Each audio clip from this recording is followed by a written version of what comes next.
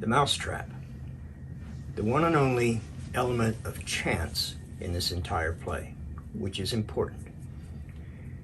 Hamlet's learned that there's a traveling troupe of actors passing through. He stops them, interrogates them, asks them if they can perform a play, but he wants to insert a few lines of his own which reenact the supposed death of his father, King Hamlet, stung by a serpent in the garden. And they say, sure, of course we can do that. But it's interesting. Remember, Hamlet, perhaps the greatest actor in the play, asked the head players, can you suit the action to the word to the action? You know, that Hamlet's had trouble doing that this entire drama. He's always promised to sweep to his revenge, to avenge his father's death, and he's done nothing. It's been 4 months. But here he's instructing a professional actor, Hamlet, who may be the best actor of all in the play, tells him, can you suit the action to the word to the action? For in nature, anything so overdone is from the purpose of playing, whose end, both at the first and now, was and is to hold, as 'twere, a mirror up to nature. That's Shakespeare understanding Aristotle's notion of mimesis, where mimesis is holding up a mirror to nature. So Hamlet then goes, he's arranged for this play to be performed for the king and queen that evening. He goes to his confidant, Horatio, and says, look, I need your help tonight because I'm not certain of my own judgment here. I need you to watch as well. He says, but there's a play to be performed tonight. There is a play tonight before the king. One scene of it comes near the circumstance which I have told thee of my father's death. So let's watch him. Let's see if he looks guilty. That's the last evidence I will need. But interesting enough, as they are starting to come to the play, that's the King, Polonius, Ophelia, Rosencrantz, Guildenstern, and other lords in attendance, Hamlet whispers to Horatio and says, they're coming to the play, I must be idle. All right, there, idle means I must be foolish. Now, is he saying I must put on my act of being insane again, being a fool, being crazy? Or is he saying, we must be patient and watch the play carefully, which they do. And here is the climax of the play where Claudius exposes his guilt, storms out of the play in anger, and it sets the rest of the play in motion. From there we proceed to the denouement. So we have established the importance of the play within the play, i.e. the Mousetrap, which has been performed, or is being performed, for the king and his audience. And just as the players who Hamlet has hired to perform this play get to the point where one of the players pours the poison in his ears, Hamlet remarks, poison him in the garden for his estate. His name's Gonzago. The story is extant and written in very choice Italian. You shall see anon how the murderer gets the love of Gonzago's wife. Okay, of course that is the mirror image of what truly happened to King Hamlet when Claudius murdered him in the garden. At this point, Ophelia shouts, the king rises. Hamlet, in an aside, what, fright with false fire? Well, it's just a play. Why is he worried about it? But remember, Hamlet earlier said, the play's the thing wherein we'll catch the conscience of the king. And that's the point. Hamlet's exactly right. And this play pricked at Claudius's conscience. And he's not happy about it. Storms off. Polonius orders the play to stop. Go over the play. King, give me some light. Oh, he storms out. Hamlet turns to Horatio, the trusted friend, and says, oh, good Horatio, I'll take the ghost word for £1,000. Didst perceive.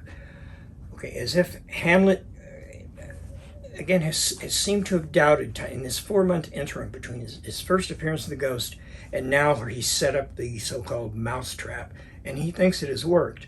He now thinks, oh, okay, I may not have been quite sure about the ghost first, but now I know for sure. I've got further proof. So let's let's get to work. Horatio, very well, my lord. Upon the talk of poisoning, I did very well note him. Aha, come, music. The recorders are at Hamlet's calling for some levity to this grave moment. Let's bring in the recorders. Let's bring in some musicians. Literally guys with recorders. At which point Rosencrantz and Guildenstern enter, bearing a message from the king, the queen, saying, good my lord, vouchsafe a word with you. Hamlet, sir, a whole history. The king, sir. Aye, sir, what of him? Now, this whole play is full of cat and mouse. Rosencrantz and Guildenstern, we know, are in the hire of Claudius to spy on Hamlet, to find out what he's really up to. Is he crazy? Is he not? Is he plotting something? Is he just this mad loon running around the castle? But Hamlet knows it. He's on to them. And he basically says right to their face, I know what you're doing, but you're not smart enough to know that I know. So, I, sir, what of him? Guildenstern, in his retirement, is marvelous distempered. Hamlet, with drink, sir? We've already established Claudius is a big drinker. He loves his party. He loves to get his wassail up, and loves his drink, and is not pleasant when he's drunk. But Guildenstern, oh no, my lord, with choler. Oh no, it's not with drink, sir. He's angry. Hamlet, your wisdom should show itself more richer to signify this to the doctor, for to me puts him in his purgation, would perhaps plunge him into more choler. You say, you know what, if he is in choler, you need to go talk to your doctor. I mean, the choler was one of the 4 Elizabethan elements of health, choler being anger. Says, go fetch your doctor. Why are you talking to me about this? Because if you want me to purge him, my purgation might make him even angrier than he is now. Of course, Guildenstern they don't follow this. They're not smart enough for Hamlet. Hey, Guildenstern, good my lord, put your discourse into some frame and start not so wildly from my affairs. He said, I don't know, could you please speak straightforward to me? I don't know what you're talking about. Hamlet, I am tame, sir. Pronounce. Guildenstern, the queen, your mother, is most great affliction of spirit, hath sent for you. Hamlet, you are welcome. What kind of response is that? He's playing with them. Sir, I will to your mother's commandment. If not, your pardon my return shall be the end of my business. Hamlet, sir, I cannot. Rosencrantz, what, my lord? Make you a wholesome answer. My wit's diseased. I can't answer your question. I'm crazy. I don't know what I'm doing. Don't ask this of me. But, sir, much answer as I make of you, you shall command, or rather, as you say, my mother, therefore, no more. But to the matter, my mother, you say? Rosencrantz. Then thus she says, your behavior hath struck her to amazement and admiration. She thinks there's something wrong with you, and she wants to talk to you about it. He says, oh, wonderful son, that can so astonish a mother. But is there no sequel to the heels to this mother's admiration? In part. Rosencrantz, she desires to speak with you in her closet ere you go to bed. We shall obey. Were she 10 times our mother. Have you any further trade with us? My lord, you once did love me. Remember, they were classmates at university. And do still by these pickers and stealers, these hands. Good my lord, what is it your cause of this distemper? Why are you so upset? You do surely bar the door open to your own liberty if you deny your griefs to your friend. Don't hide things. Hamlet, sir, I lack advancement. Again, wonderful pun here. Saying, I lack advancement. You know I'm not right in my head. I'm upset. I can't think straight. I don't have the advancement of thought. But what he's really saying, of course, is I lack advancement. I'm not on the throne, which was usurped by my murderous uncle. That's what's really bothering him. And he says that to Rosencrantz and Guildenstern, who don't get it, of course. They're not bright enough. And Rosencrantz, how can it be that when you have the whole voice of the king himself at your secession in Denmark, even Claudius has said, you should be the next king. You don't lack advancement. Hamlet says, yes, I do, because I should be on the throne now, because my father was murdered by the man who is on the throne. Now the recorders come in, the musicians.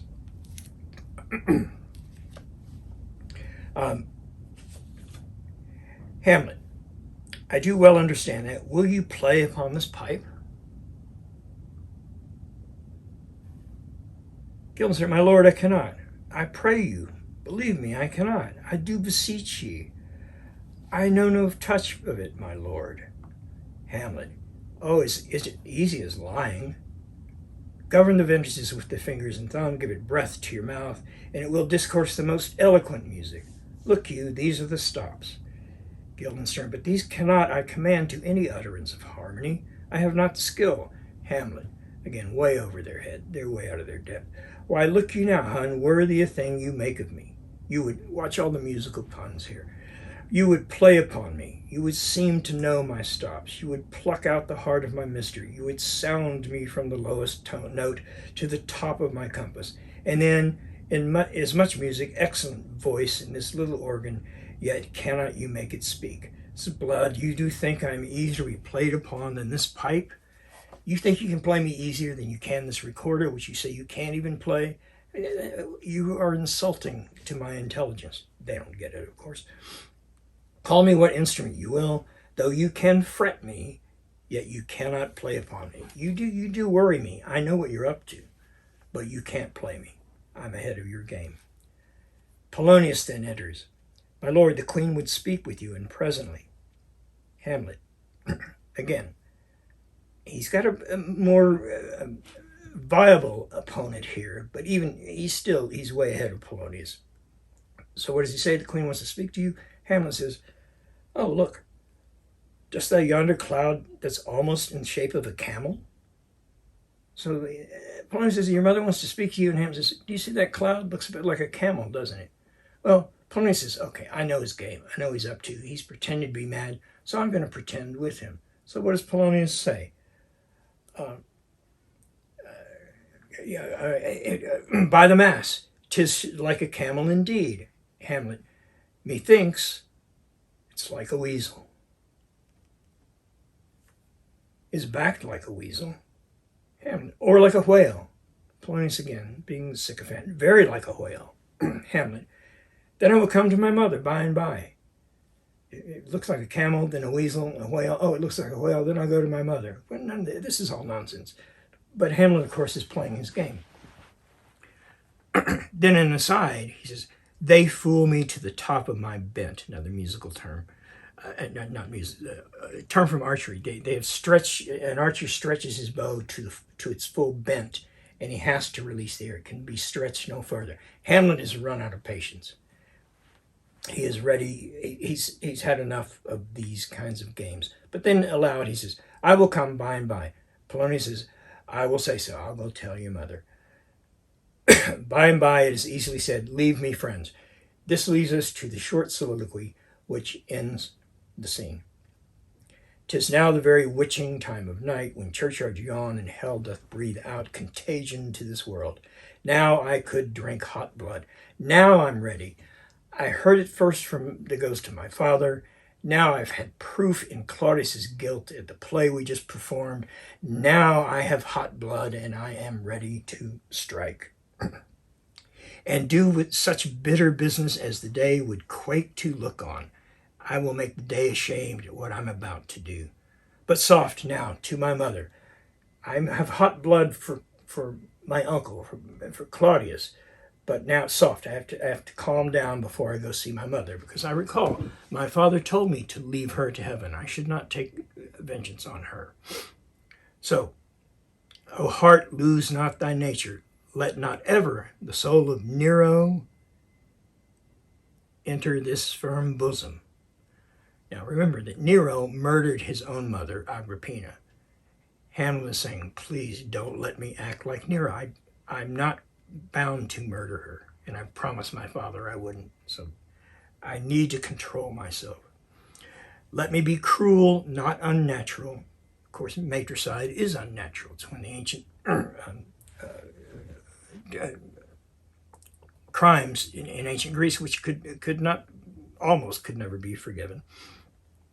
Let me be cruel, not unnatural. I will speak daggers to her, but use none. That's an interesting line too, because he does wound Gertrude, as we will see. He wounds her with his words, with his spoken daggers. And yet when he has the perfect chance to kill Claudius and is holding real daggers, he's unable to use them.